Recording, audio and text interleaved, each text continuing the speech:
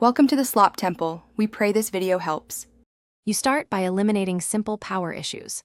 Plug the Pixel into an 18W or higher charger with a confirmed working USB-C cable and wait 15 minutes, because a deeply discharged battery can present as dead. Once done, perform a force restart press and hold the power button for 30 seconds, which often revives an unresponsive boot loop.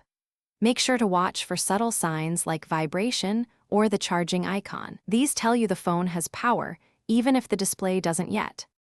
If the force restart didn't work, boot into the bootloader by powering off, then holding power plus volume down. This gives you low-level access to the system. Once you see the bootloader screen, use the volume keys to select recovery mode and press power to enter it. This step isolates software faults.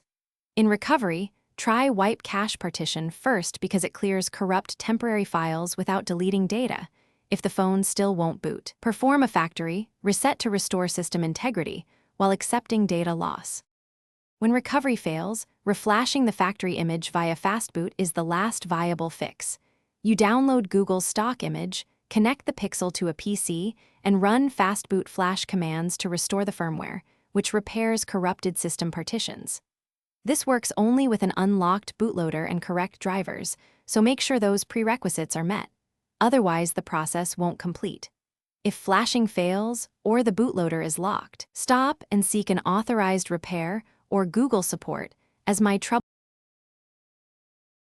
Thanks for watching. Consider subscribing if we helped you.